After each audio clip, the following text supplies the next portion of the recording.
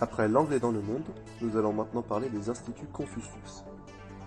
Les instituts Confucius sont un moyen pour la République populaire de Chine, qui les a créés, de s'étendre culturellement à l'international, ou aussi un moyen de s'ouvrir. Mais la Chine est depuis très longtemps communiste, et cela même si le pays, en 1979, s'est ouvert lentement mais sûrement sur le monde extérieur. Et aujourd'hui, le PCC, Parti communiste chinois, reste encore très fort et très puissant. Et la suite, on la connaît tous. La Chine devient l'une des puissances militaires et commerciales les plus puissantes et importantes, surtout au jour d'aujourd'hui. On peut aussi citer que le mandarin est la langue la plus parlée au monde, et donc qu'elle devance l'anglais. Venons-en au vif du sujet.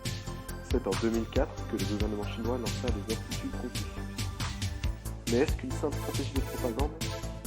Tout d'abord, c'est un plan à but non lucratif et qui a déjà plus de 10 ans. Et c'est prometteur, car on compte déjà aujourd'hui plus de 500 instituts dans le monde, dont 161 en Amérique du Nord et du Sud, ainsi que 173 en Europe, avec un objectif d'atteindre les 1000 instituts d'ici 2030. On parle alors de véritable bras culturel de la Chine, digne d'une politique d'expansion hors norme. Mais c'est avant tout une grosse porte d'entrée vers une dimension culturelle différente pour le monde. Jetons un coup d'œil au niveau régional, et même local. Car oui, il y a un institut Confucius à La Rochelle, avec les mêmes programmes et examens de mandarin. Et même qu'en France, en tout, on compte 18 instituts pour plus de 100 000 étudiants.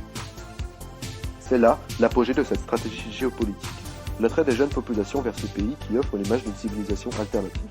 Car en plus, ces instituts travaillent souvent en partenariat avec des grandes écoles, un bon moyen pour gagner en visibilité. Les jeunes voient donc un atout supplémentaire pour leur future carrière. Et c'est là que le Sharp Power s'exerce, et qu'on peut se dire que la Chine a tout gagné. Pour conclure, les différentes puissances ont des méthodes différentes afin d'imposer leur langue. En effet, la France depuis 2015 a vu sa langue se diffuser dans le monde, à commencer par son utilisation en Afrique et en Europe. C'est donc un outil culturel. Mais c'est aussi un outil politique, avec l'Alliance française, avec l'OIF et son officialisation dans l'ONU.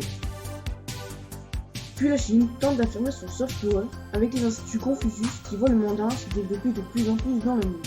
Cette langue peut concurrencer l'anglais car elle est la 6e langue la plus parlée dans le monde. L'anglais est au-dessus, cependant les autres langues la rattrapent.